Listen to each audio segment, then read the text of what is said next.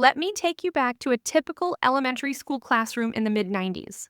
You've got fluorescent lights overhead, laminated posters on the wall, and this big, colorful triangle proudly displayed near the whiteboard. At the base of that triangle, bread, cereal, rice, and pasta. 6 to 11 servings a day. That's what we were told health looked like. You remember that poster, don't you? As a teenage girl growing up during that time, I was thrilled. I lived on pasta and pizza because we know that pizza had all the food groups. I'd pass on eggs and bacon, grab a bagel with maybe some low-fat cream cheese, and think I was being healthy. If I felt extra virtuous, I'd add a glass of orange juice because, vitamin C. And that was breakfast. This worked for me through my teens and 20s. But then in my 30s, it all caught up with me. When I started feeling bloated, tired by mid-morning, constantly hungry, and battling sugar cravings I just couldn't explain. Still, I followed the pyramid. Why wouldn't I? It came from the government, from experts. Years later, sitting in a functional medicine seminar, I literally had to pick my jaw up off the floor. The food pyramid, it turns out, wasn't designed to protect my health. It was designed to protect industries, and it wasn't just me. Women all over the country were doing everything right and still feeling absolutely terrible.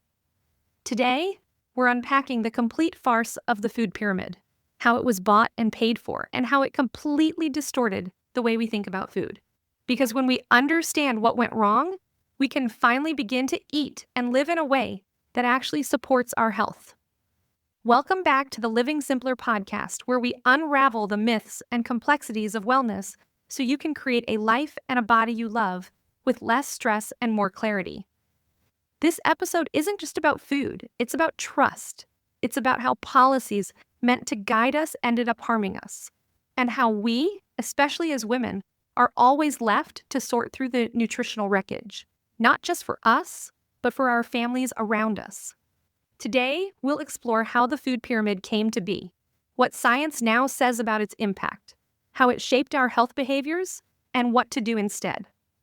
So grab your tea, take a deep breath, and let's begin unlearning the real story behind the food pyramid. Do you remember learning about the food pyramid? Well, it turns out the history behind it is a lot more complicated and, honestly, a bit concerning. So today, we're walking through the real story of how it came to be, what went wrong, and why it still matters. The early days, nutrition during wartime. Let's go back to the beginning. Back in 1941, during World War II, the U.S. government realized something important. A lot of the men being recruited for the military were dealing with nutritional deficiencies. They were literally unfit for service because their diets had been so poor. That's what prompted the first official dietary guidelines. By 1943, the USDA rolled out something called the Basic 7. These were green and yellow vegetables, citrus fruits like oranges and tomatoes, potatoes and other fruits and veggies, milk and dairy, meat, poultry, fish, eggs and beans, bread and cereals, and yes, butter and margarine. This was an attempt to make sure Americans were getting the basics, especially during rationing. But here's the thing, it didn't say how much of anything to eat. So while it listed categories, it didn't offer any kind of portion control or balance. It told people what to eat, but not how to apply it, which made it pretty hard to use in real life. Then came the Basic 4. In the 1950s, the USDA decided to simplify things and cut those 7 categories down to just 4. Milk, meat, fruits and vegetables, and breads and cereals. This was known as the Basic 4, and it stuck around for more than 2 decades. Now on the surface, it seems straightforward. But let's zoom out. There was still no mention of chronic disease prevention or how to avoid things like obesity, diabetes, or heart disease. No talk about overconsumption. No differentiation between a fresh apple and processed apple juice. No differentiation between whole grain bread and a slice of bleached white bread. It was more about covering minimum nutritional needs, not guiding people toward optimal health. But here, I do still believe that it was meant to be helpful. Surprise! The first pyramid was Swedish. As I was researching this episode, I was shocked to learn that the very first food pyramid wasn't even American. It was actually created in 1974 in Sweden. A nutritionist named Anna-Britt Engsater designed it during a time when food prices were soaring, and people were struggling to afford nutritious meals. So her pyramid put inexpensive, calorie-dense foods like grains at the base, not because they were the most nutrient-dense, but because they were affordable. It was more about food availability than metabolic health. Her version made sense for the time. It gave people a way to build meals that were filling and budget-friendly. But it wasn't built with things like inflammation, blood sugar, or long-term disease prevention in mind. Fast forward to 1992. This is the food pyramid most of us grew up with. You probably remember it. A big triangle with grains on the bottom, fruits and veggies in the middle, and fats and sweets up at the tiny tip. Here's what it recommended: 6 to 11 servings of bread, cereal, rice, and pasta. I don't know about you, but that's a lot of carbs per day. 3 to 5 servings of veggies, 2 to 4 servings of fruit, 2 to 3 servings each of dairy and meat and fats, oils and sweets. Use sparingly. Sounds reasonable, right? Well, here's where the cracks start to show. This pyramid wasn't created purely from nutritional science. It was shaped, heavily, by lobbying and industry influence. According to researcher Marion Nestle in her book, Food Politics, groups like the grain industry, dairy industry, and meat producers all lobbied to ensure their categories were well represented. So that recommendation for 6 to 11 servings of grains per day, that was a win for wheat and corn producers, not necessarily your health. And then there was fat, which got pushed to the top of the pyramid and labeled as bad.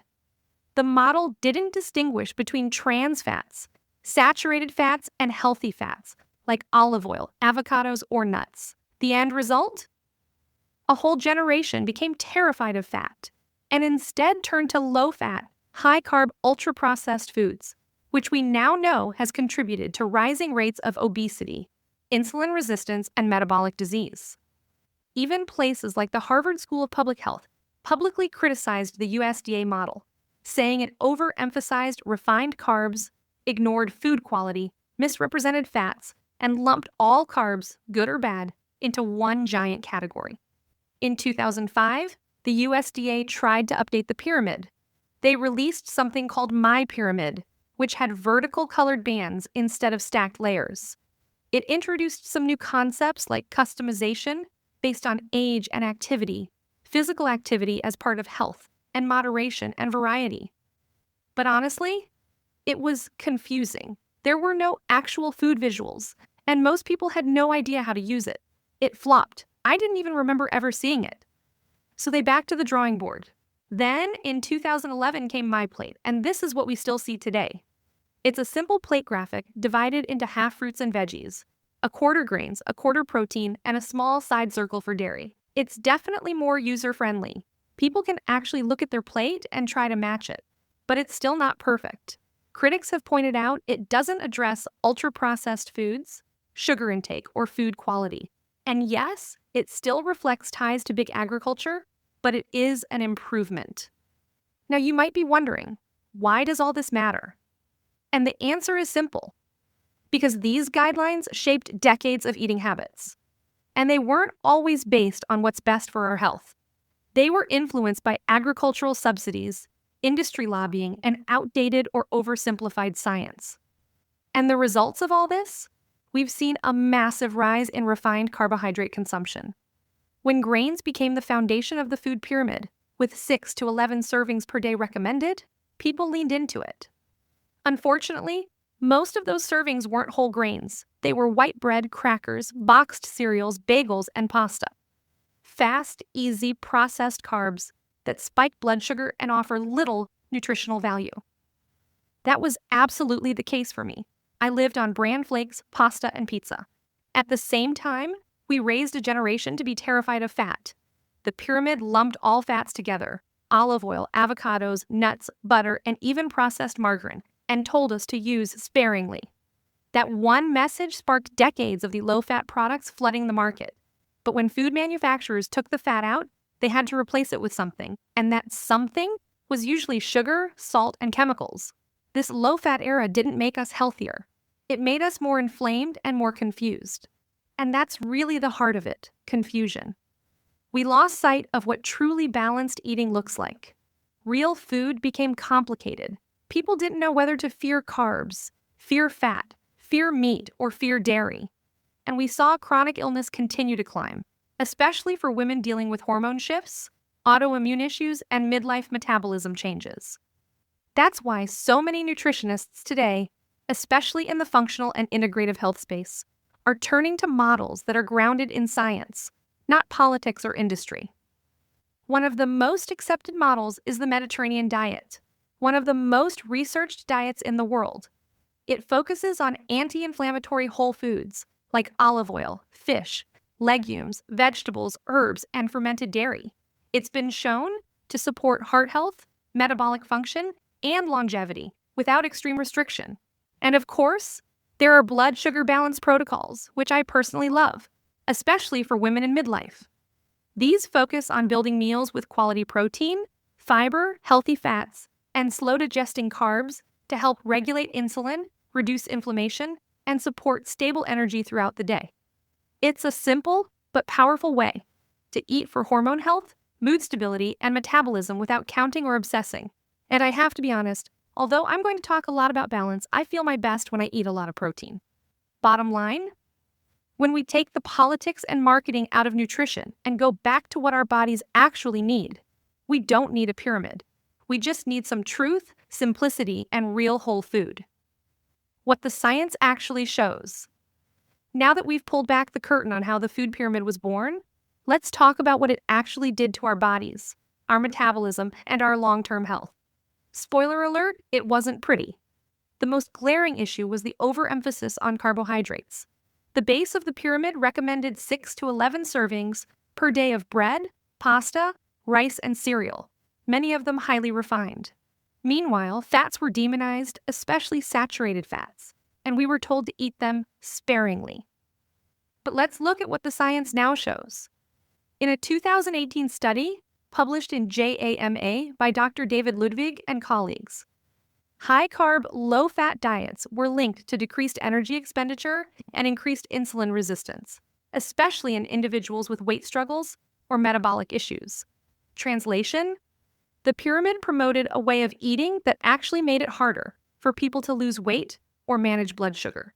Let's not forget, the 90s and early 2000s were the era of Snackwell's cookies, low-fat yogurts, and sugar-loaded granola bars. These were all approved by diet culture, and in many cases, the food pyramid logic. But what replaced the fat was even worse: added sugars and industrial seed oils. It was during this time that we saw a sharp rise in obesity, type 2 diabetes, and autoimmune conditions.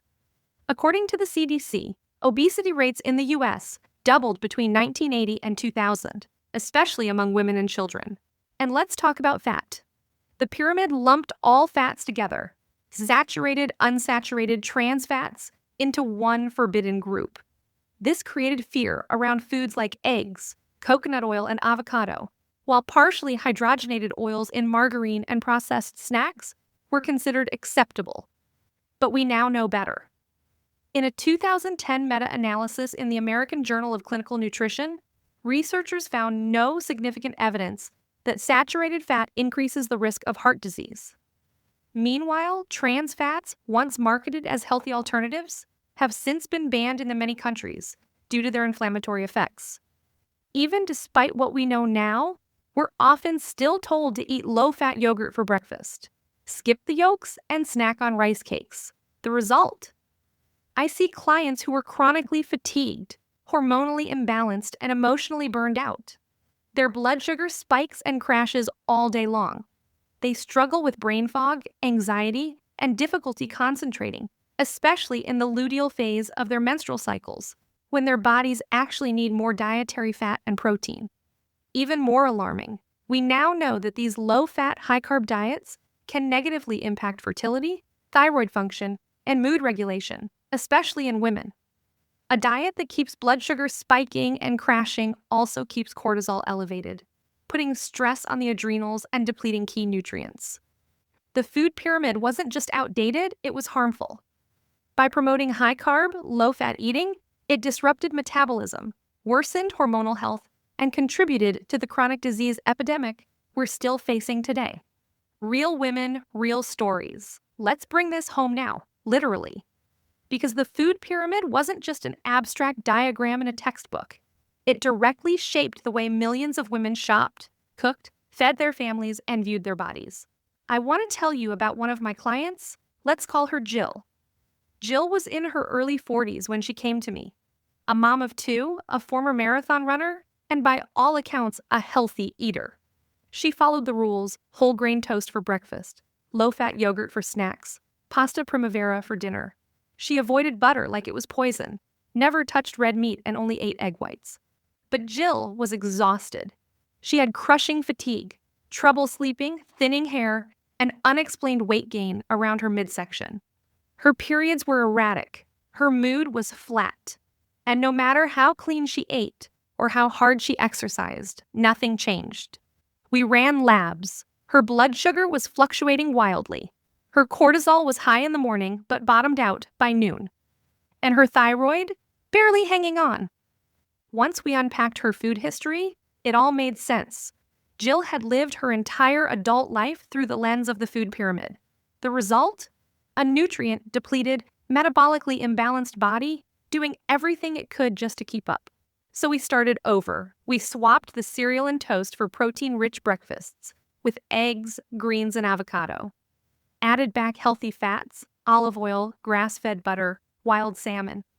We reduced her grain intake and prioritized protein and fiber-rich vegetables to stabilize blood sugar. And perhaps, most importantly, we began rebuilding her trust in her own body, because I believe firmly that if we stop and listen, our bodies tell us when we feel the best. The results were profound. Within 3 months, Jill had more energy, clearer skin, better sleep, and a 9-pound weight loss without restricting calories. Her mood stabilized. Her PMS symptoms nearly disappeared. She felt vibrant again, not because she got back on track, but because she finally stepped off the wrong one. And Jill's story isn't unique. So many of us were raised to believe that eating less fat was the golden rule of health. But what we missed were the real signs of nourishment: balanced energy, strong digestion, mental clarity, and hormonal resilience. We've been sold the same thing: fear of fat, guilt around food, carbs as comfort, and dieting as virtue. The pyramid didn't just misguide our plates, it reshaped our entire relationship with food, our bodies, and our worth. The good news? You can rewrite that story. Today, I see clients thriving on nutrient-dense, intuitive eating plans that ditch the old pyramid entirely. They focus on blood sugar stability, anti-inflammatory foods, and metabolic health, not calorie counts or food groups arranged in a triangle. Real health starts when we unlearned the food rules that never served us. By listening to our bodies and fueling them with balanced whole foods, we reclaim not just our energy, but our peace. Common pitfalls and myths. Let's talk about some of the most stubborn myths that came out of the food pyramid era, many of which still shape how people eat today, even if they don't realize it. Myth number 1, whole grains are essential at every meal. This came straight from the base of the pyramid. The message was clear: your meals aren't complete without grains. But for many people, especially women dealing with insulin resistance, PCOS, or thyroid issues, a high-grain diet can actually do more harm than good. Whole grains aren't inherently bad, but they're not required for optimal health. What's essential is nutrient density, stable blood sugar, and metabolic flexibility, things you can get from protein, vegetables, and healthy fats far more efficiently. Myth number 2, low-fat dairy is healthier than full fat. This one stuck for decades and is something I've only changed myself in the past 2 years. Skim milk, fat-free yogurt, low-fat cheese. The assumption was that removing fat made dairy better for your heart and waistline. But what does research now show? A 2016 review in the American Journal of Clinical Nutrition found that full-fat dairy is not associated with increased heart disease risk. And in some cases, it's linked to lower rates of obesity and type 2 diabetes. Plus, fat helps us absorb key nutrients like vitamins A, D, E, and K. So all those years of choking down skim milk because of the got milk commercials. Unnecessary. Myth number 3, meat and saturated fat are dangerous. The pyramid helped paint meat as the villain. But again, the data doesn't hold up when you look closely. The context matters. Processed meats, full of preservatives and fried in industrial oils, are one thing. Grass-fed beef or pasture-raised lamb or chicken, paired with vegetables and healthy fats, is another entirely. We need to stop treating nutrient-dense whole foods as if they're toxic while giving ultra-processed cereals and crackers a free pass because they're low-fat. Myth number 4, my plate fixed it. In 2011, the USDA replaced the pyramid with My Plate, which was supposed to simplify things. And while it was a step in the right direction, more emphasis on vegetables and whole foods, it still fails to address individual needs, especially for women in different life stages like pregnancy, menopause, or perimenopause. Plus, My Plate still clings to that low-fat ideology and doesn't differentiate between quality of fats, proteins, or carbohydrates. Just because a food belief is widely accepted or government approved doesn't make it true. Nutritional myths that we have followed most of our lives die hard, but unlearning them is the first step to true health. What you can do. Starting today, this isn't just about rejecting a pyramid, it's about reclaiming your power to choose food that fuels your body, supports your hormones, and makes you feel alive. You don't need to follow a chart. You need to follow your body's wisdom. So what now? It's one thing to understand how the food pyramid failed us. It's another to take that awareness and turn it into action.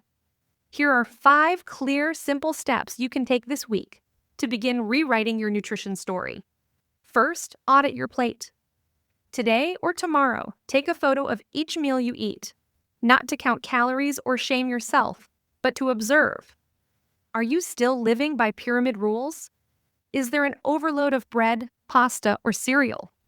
Are fats missing entirely? Awareness is the first step to change. Second, add back the fats. Each day this week, intentionally include a healthy fat with every meal. Olive oil, avocado, grass-fed butter, chia seeds, wild salmon.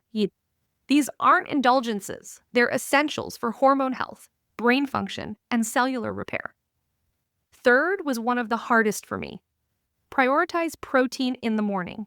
Ditch the bagel and coffee breakfast. Start your day with at least 20 to 30 grams of protein.